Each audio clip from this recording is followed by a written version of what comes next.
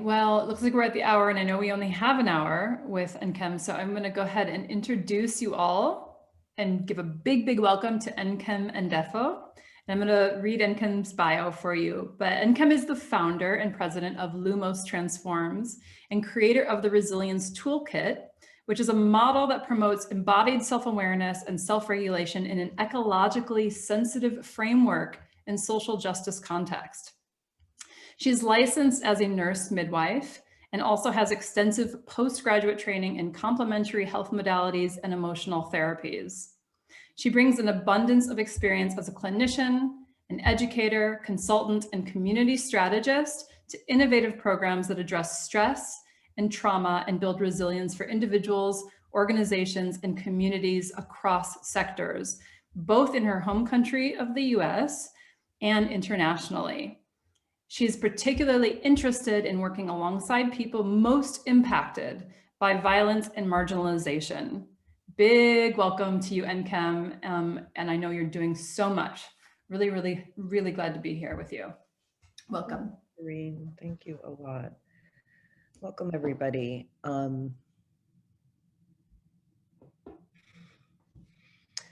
I think about what I'm going to say today, and I'm going to try to keep it to about 45 minutes and then really give us some time for me to take some questions and to have a little bit of interactivity. A big conundrum that I've had, and I know I'm not alone with this for many years, and is the tension between making change and being the change. It's a real tension, right?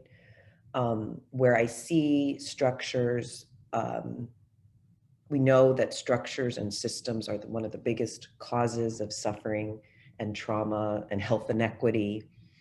Is it like something like 60% of poor health outcomes are related to environmental inputs, not what personal behavior, contrary to the popular belief. And so seeing those structures and seeing those systems of oppression and again, inequities, and feeling like those things need to be dismantled, and how do we do this, and how do we insert ourselves, and how, you know, a rise of neo-fascism, what do we do about this, and this sense of wanting to make direct change. And then at the same time, recognizing that being in that state of wanting to make this change is a highly activated state. It's fight energy. It's a fight energy to want to dismantle things, to want to take them apart, to be critical. What is the problem? What is the problem here?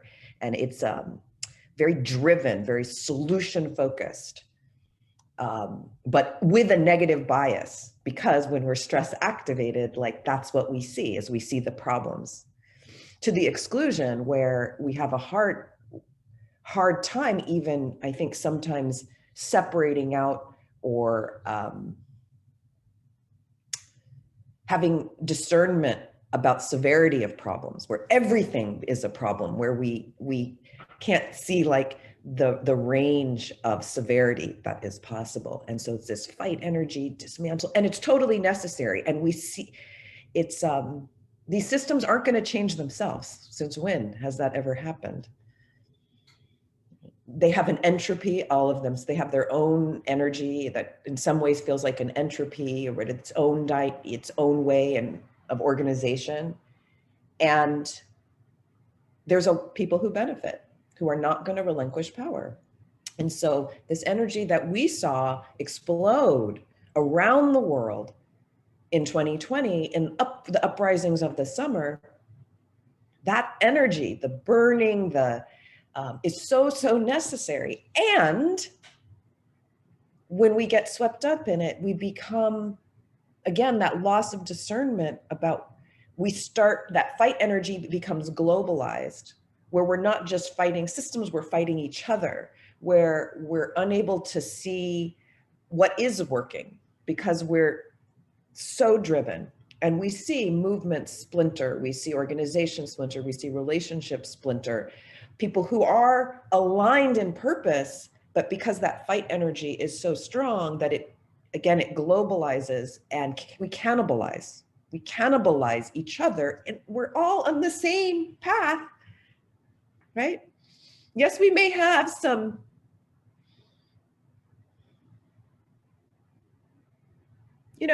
like there's tactical issues, but when you get down to it, most of us are moving in that same flow. You have tactical differences. And so, and when we're so in that energy, we also lose contact with some of the sensitivity or the feeling within us, because it's about movement, not about feeling.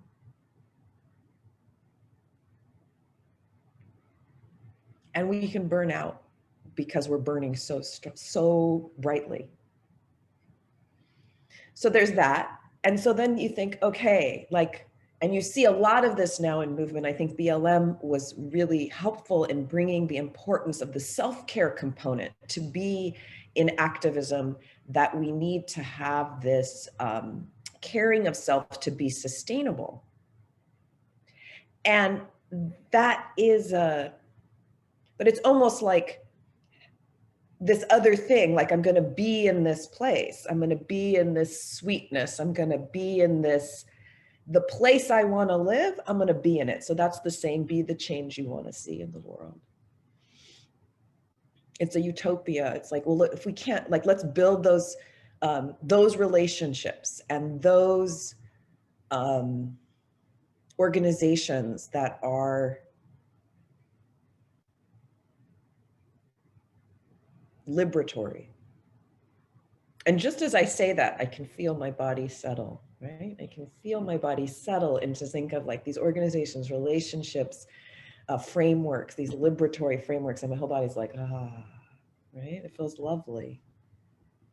And then I look out and I see the structures doing their damage. And I'm like, how do I keep this feeling and do the dismantling that needs to happen? This tension. And so you may recognize this tension, right? There's sort of prefigurative politics, be the change you want to be, prefigure it, and say, like, if I am it, it will organize around me this way. Or there's movement politics, like, let's dismantle. And so I felt this tension for a long time, is how do I navigate between these two things? Because retreating into utopia, I feel, can be almost like a spiritual bypassing in some ways of the reality of what's happening.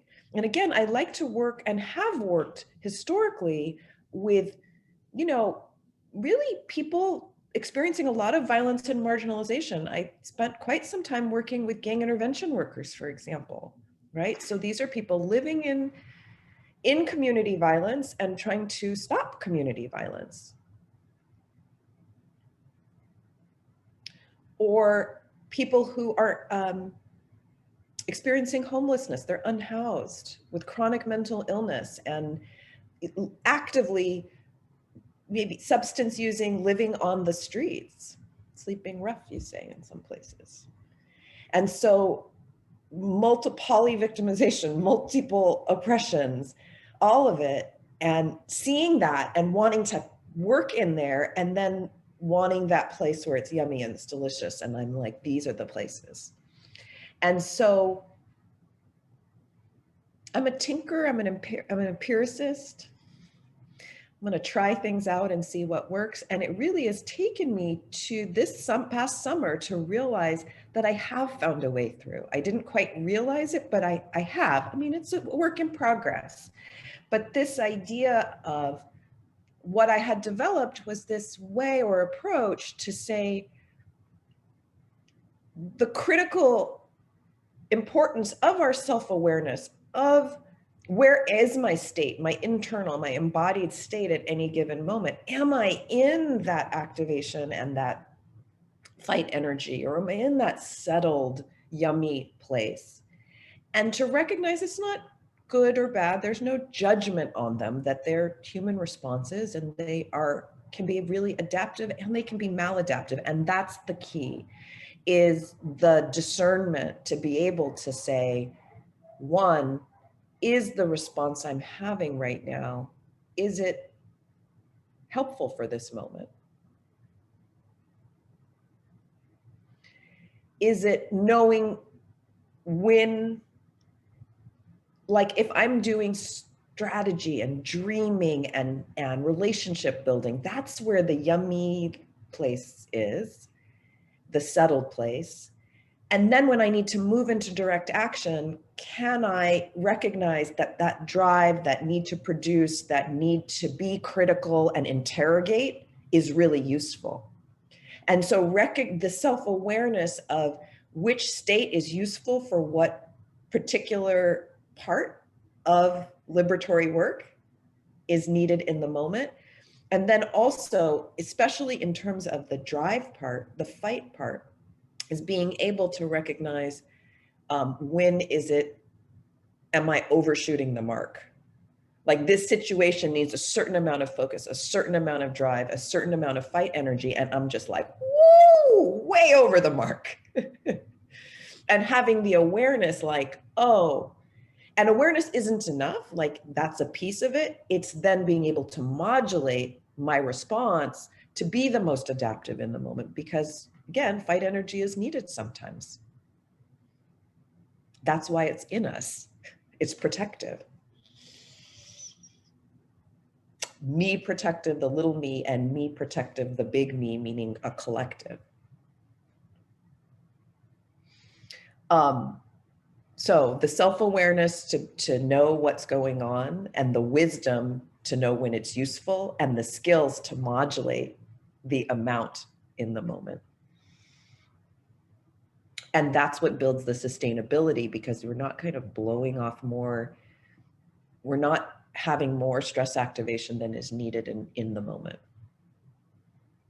And that, to me, is a lesson. I have a chronic illness that I'm right now in a pretty good place with, where it's pretty, so I'm not feeling as disabled and as limited as I was prior, but I really had to learn how to manage my energy because I didn't have a lot. And that lesson from my chronic illness really, it was the blessing, because it helped me understand energy management for sustainable action.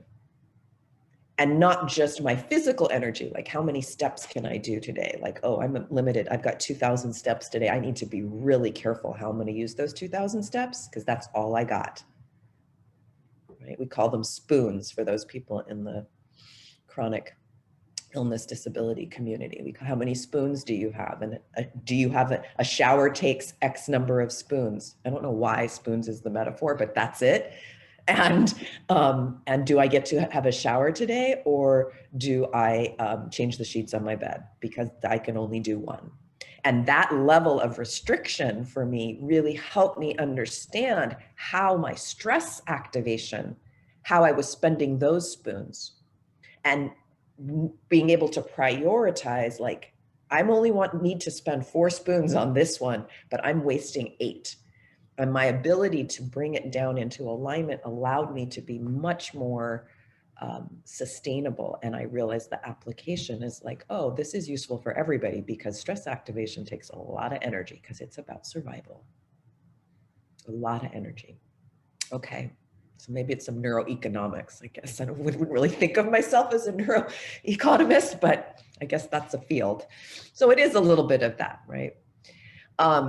So the approach I developed was the Resilience Toolkit. And I see now that that was I developed it a few years ago, but I realized that it was the answer to this problem, because that's how I built it. And so the model, we have these guiding questions, and I'm glad to be here at the start of this summit, because I hope you all can use this model as to help you guide through. Some of these conversations are going to be activating, and some of them are going to be expansive, and some are going to be both at the same time. And how to use this framework to help you be sustainable through the summit and apply it beyond. So that was the idea of how I thought about presenting today. So I want to present this model to you. Oh, look, another cat has come in to say, this one's the cuddly one. That's chimichurri for very cuddly. All right. So I want to present this model, and let's see if this, and this is a quick and dirty version of it, but it's enough, and let's see. So we have a set of guiding questions in the toolkit, and the guiding questions that we ask ourselves are, what's my stress activation? And I don't often use the word trauma when I'm speaking in the general public, because for a lot of people, trauma is what happens to other people. I'm okay, because when you're in the middle of it, it's hard to admit what's actually going on. So I use the word stress as a proxy. So use whatever works for you. Is it a trauma response or a stress response? But I'm using them for purposes of, because they're more adaptable for more people. So first question, how strong is my stress response? Right? So excuse me, so how stressed am I think is the better way to say it. Low, medium, high, 1 to 10, whatever it is. And then the next question is, how do I know? Which helps build our ability to, the more often we answer that question, we get a better ability to understand our own experience internally with more nuance and more accuracy. And so, how stressed am I? How do I know? Third question is this adaptive for me in the moment? So it's you in relationship to your ecology. Is this adaptive for me in this moment? And if it is, good. Use it. Nothing's wrong. However, if it is not adaptive, either in the type of response that you're having or the degree is more than is useful, what practice can you bring in that will help you settle? And there are many practices out there. We have some in the toolkit that are real time, that should work in about 30 seconds or less, but you can use anything, really.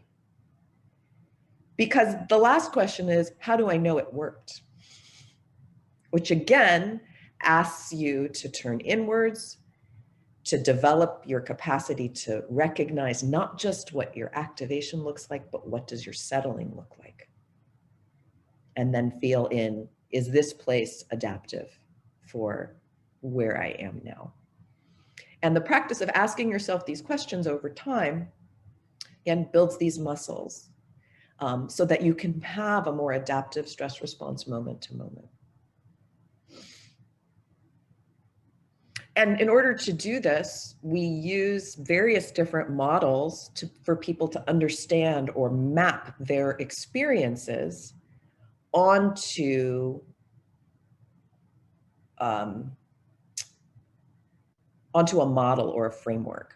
It helps you understand yourself. A good model brings more understanding. It brings more clarity. And there's lots of models to understand the stress system, our activation system, our trauma reactions. Lots of models. One of the most common is a fight, flight, freeze kind of model, or a 3-tier model for people who are aware of polyvagal. And I'm actually going to use a bit of that model right now. I'm going to it's adapted a little, but recognize there's no one model that works for everybody. And so we like to dip into a number of different models that might help a person translate and better understand themselves so that they can move through the world doing what they need to do, doing what they want to do, doing what is called of them. And so I'm going to give a 3-tier model here that's very, very simplified. And in this model, I'm going to describe these 3 tiers, sort of a low, medium, high.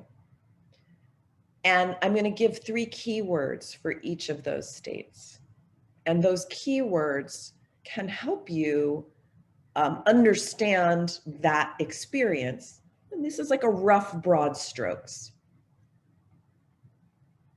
And so for the first sort of settled and low stakes place, low stress place, the three words are spacious, settled, and connected. So just let those land. Spacious,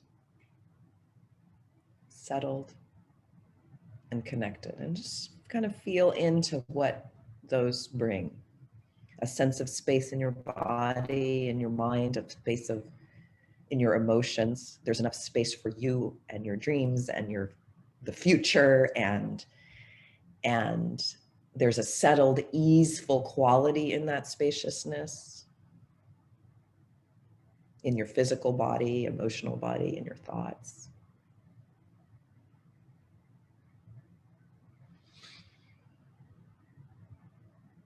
And there's this sense of connection. So the sense of connection to myself, I'm aware of my emotions and my thoughts, my body, I'm connected. I'm connected to purpose. I'm connected to future. I'm connected to community, environment. And because it's a mix of all three of these, so I'm connected in a spacious, expansive way. It's a settled connection. It's an easeful connection. And this is appropriate when you're dreaming, when you're visioning, when you're strategizing, when you're relationship building, when you're healing, when you're recovering, when you're resting. To be able to recognize it when it's there. Because when we recognize it, it grows, it deepens, it expands.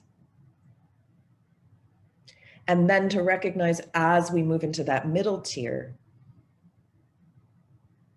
the third stage, that what are the keywords?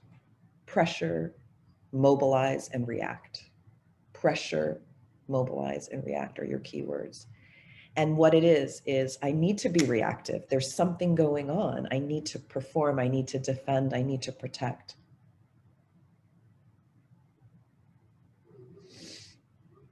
My body is reactive. My speech is reactive, my thoughts are reactive. And there's a sense of pressure in like, do it quick, do it now. There's an urgency. And it can be a little or a lot, but it's there in that sense of moving. I need to move, mobilize. There's a sense of adrenaline is here, speed. So everything speeds up. Speech, thoughts, movements, heart rate, breathing.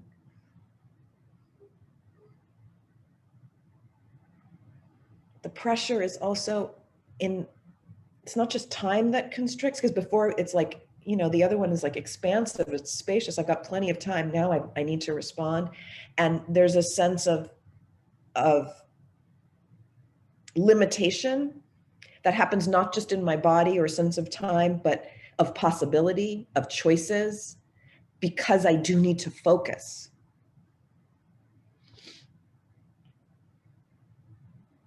And one of my cues for myself when I start to get in this stage is it has to be done my way, because I'm like, I get controlling, I get bossy, which is a great thing in an emergency. That's what you want. You want decision, having things be spacious and everybody let's get everybody to weigh in here when you're like in a critical emergency and we need to make a decision. Which one is useful? And who sees an emergency and who doesn't see an emergency?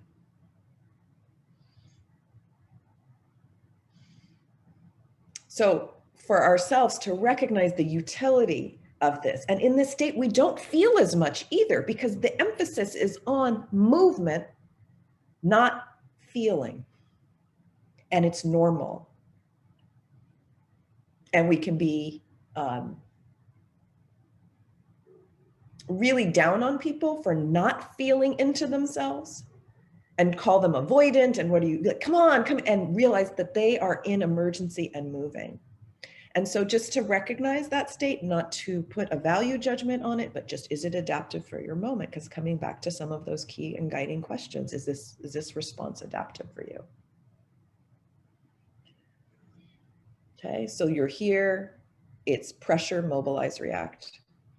And then the third stage, when even pressure, mobilize, react is not useful, is we move so far away from the first stage, right, which was connected. We mobilized, moved, and now even that doesn't work. So what happens is we disconnect. It's on the other side. There's a disconnect. So the last phase, we're looking at stage of disconnect, right? Shutdown and numbness. Disconnect, shutdown, and numbness. Where we feel the most when it's spacious because there's space to feel. Here, we're numb, which also translates to I don't care anymore. This is where we burn out. And we see this so much in social justice, a burnout. I don't care anymore, whatever, doesn't matter. And that's a good indication that you've already gone to this third stage or in, very close to it. Again, this model is in broad strokes. You may not find yourself completely here because there are some other experiences that you can have that don't map exactly onto it, but it's a good enough one to work with for most folks, is to recognize where are you at any given moment.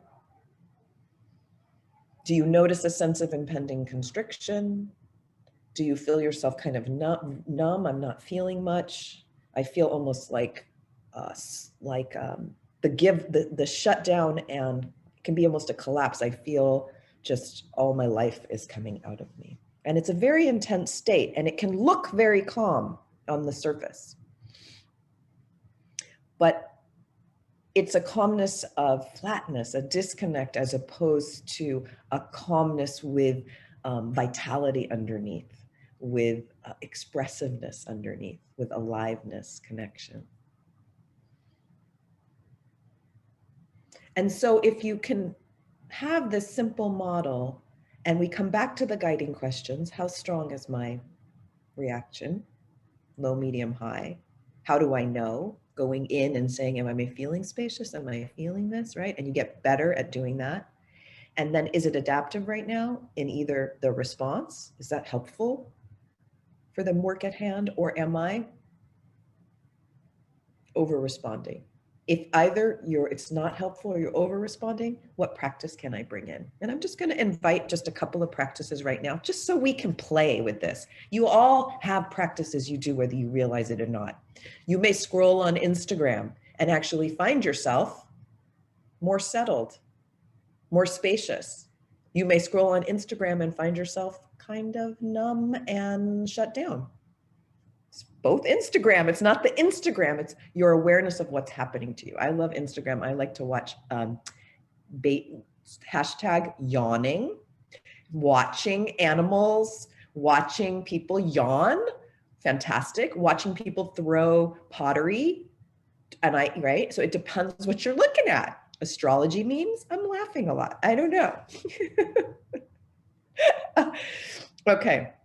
So let's do a couple practices and just see what happens for you.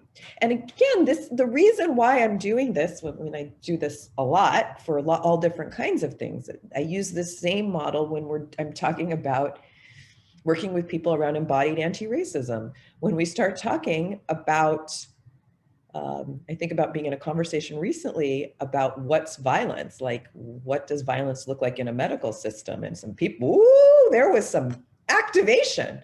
And having people come into awareness about this activation, because we were trying to get to some policy decisions, but you can't get to policy decisions when people are activated, or the policy decisions you get to are not just equitable policy decisions when people are activated, because they're rigid, it's me, right? Hoarding of resources. And so to bring awareness to this activation for this group of policymakers and to help them, guide them through some settling, leads for more expansive policy making. You're here in a learning place as you're participating in this summit.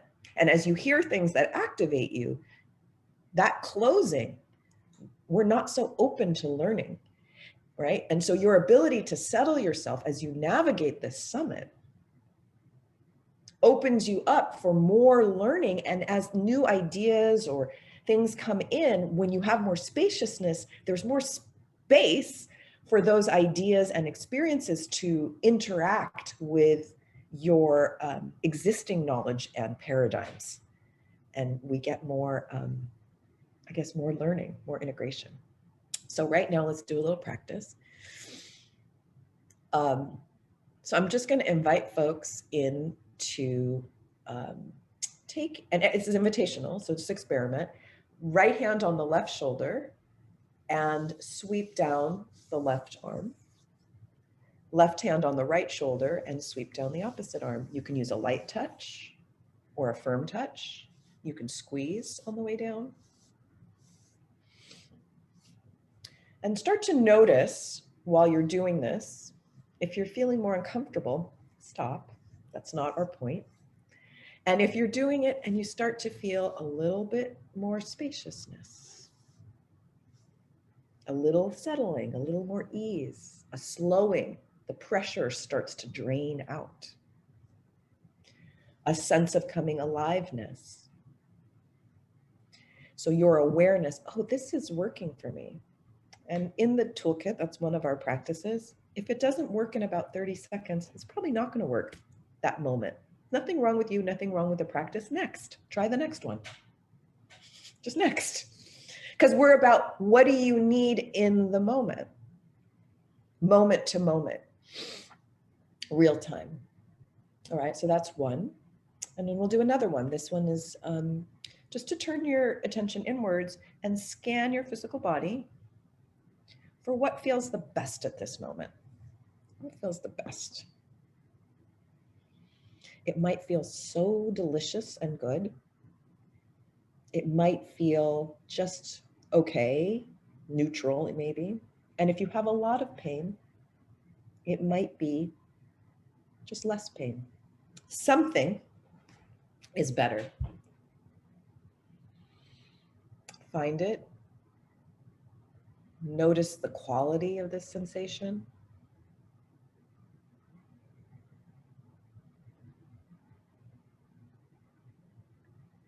How widely does it spread?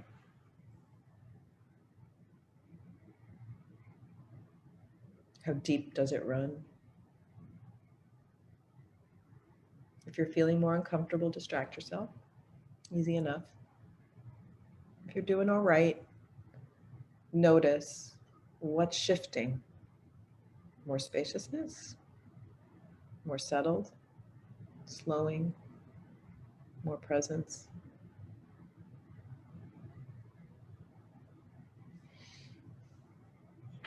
Okay, so those are two practices, an arm sweep, or as affectionately called by a group of young women, young girls that I worked with once, they called it lotion because they thought arm sweep was a dumb name, as teenagers will do. Called it lotion, applying lotion. Or resourcing, finding a more positive sensation in the body. So those are two quick things. And so hopefully in that experiment, you felt some shifting to bring that somatic awareness to what your state is. And then it's not just you in a vacuum. How is it you related to your ecology? What's the people, the activities, the relationships, the community around you at the moment?